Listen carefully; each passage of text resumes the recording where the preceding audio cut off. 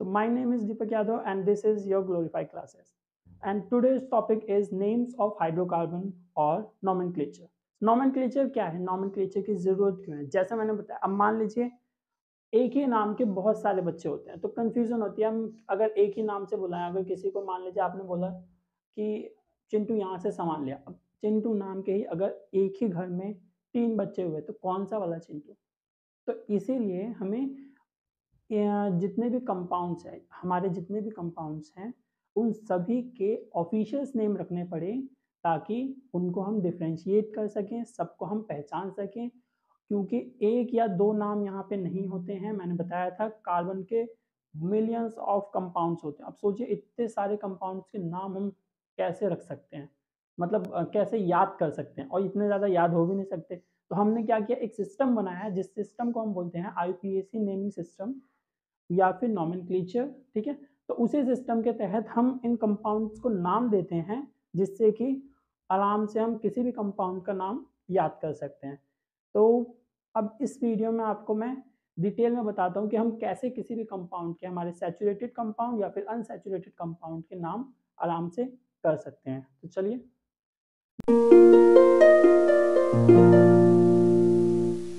एक होता है हमारा कॉमन नेम और दूसरा हो गया हमारा IUPAC नेम। अब ये जो IUPAC वाला सिस्टम है वो 1958 में आया था, बट 1958 से पहले हम कंपाउंड्स के नाम कैसे रखते थे? तो उस टाइम पे इतने ज़्यादा कंपाउंड्स मिले नहीं थे, पता नहीं था। मैंने आपको इससे पहले की वीडियो में भी बताया था कि पहले ऑर्गेनिक कंपाउंड्स को हम ये मानते थे लिविंग ऑर्गेनिक्स जो हमें मिल जाते हैं वो हमारे ऑर्गेनिक कंपाउंड्स हो गए। तो उतने ज़्यादा कंपाउंड्स नहीं थे तो नाम की ज़रूरत पड़ती नहीं थी। मान लो कोई जिस भी हैबिटेट से वो मिल रहा है उसी हैबिटेट से मिलता जुलता कुछ नाम उसका रख दिया जाता था। बट जैसे जैसे टाइम बीतता गया कार्बन के और ज़्यादा कंपाउंड्स मिलते गए और बहुत ज़्यादा जब कंपाउंड्स हो गए तब हमें एक सिस्टम लाना पड़ा IUPAC नेमिंग सिस्टम का। तो उसके तहत हमने ये नाम रखना स्टार्ट किया। IUPAC की अगर आप फुल फॉर्म जानना चाहें तो वो है international system of pure and applied chemistry, जो कि 1958 में आई थी। और इसके ही ज़रिए हम बाकी जितने भी कंपाउंड्स हैं कार्बन के या ऑर्गेनिक कंपाउंड्स, उनके नाम हम आसानी से रख पाते हैं। ठीक है, और ये हमारे ऑफिशियल्स नेम होते हैं। ज़्यादातर एग्जाम में IUPAC नेमिंग ही पूछी जाती है।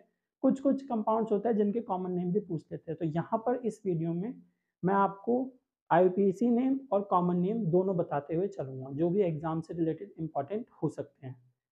तो बात करते हैं हम अपने नॉमेनक्लेचर के फर्स्ट टॉपिक की। तो वो यह है कि कार्बन नंबर्स की, कि एक कार्बन होगा, 2 कार्बन होंगे तो हम क्या नाम रखेंगे, 3 कार्बन होंगे तो हम क्या नाम रखेंगे। तो ये देखिए, अगर मान लीजिए एक कार्बन होता है, ऐसे ना कैसे लिखता हूँ, 1 कार्बन के लिए हम प्रीफिक्स यूज करते हैं एथ, 2 3 4 5।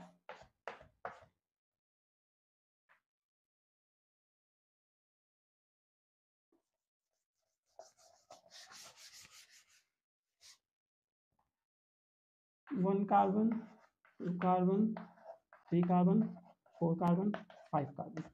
1 का होता है मैथ, इसको आप प्रीफिक्स बोल सकते हैं एथ, प्रॉप, 4 है ना, ब्यूट, और 5 का हो गया आपका PENT, पेंट। इधर होना चाहिए था, कोई नहीं। फिर ऐसे ही 6 7 8 9 और 10 के लिए होता है, 6 का होता है आपका हेक्स, 7 का होता है हेप्ट, 8 का होता है OCP, 9 का होता है NO, and 10 का होता है। मेन जो यहाँ पे पॉइंट है वो ये है, ये हमारे प्रीफिक्स हैं। ठीक है, अब मान लीजिए एक कंपाउंड है जिसके अंदर 5 कार्बन है, तो उसके आगे आप क्या लिखेंगे, PENT, पेंट। ठीक है, अब इसके बाद इसमें ANE जुड़ेगा या ENE जुड़ेगा या YNE जुड़ेगा, यानी कि ये पेंटेन बनेगा या पेंटीन बनेगा या फिर पेंटाइन बनेगा। ये डिपेंड करता है उस कार्बन और कार्बन में जो बॉन्डिंग है वो सिंगल बॉन्ड है, डबल बॉन्ड है या फिर ट्रिपल बॉन्ड है। ये जब मैं अभी इस वीडियो से पहले वाली जो वीडियो है उसमें मैं ऑलरेडी बता चुका हूँ कि जो सिंगल बॉन्ड होता है उसमें एन लगता है, जो डबल बॉन्ड होता है उसमें इन लगता है ENE, और जो ट्रिपल बॉन्ड होता है उसमें YNE लगता है। इसके अलावा जो ये बॉन्डिंग होती है सिंगल, डबल और ट्रिपल बॉन्डिंग, ये कार्बन्स के बीच में होती है, ना कि कार्बन और हाइड्रोजन के बीच में। उनकी बॉन्डिंग को नहीं देखना, आपको सिर्फ कार्बन और कार्बन की बॉन्डिंग को ही देखना है, ठीक है?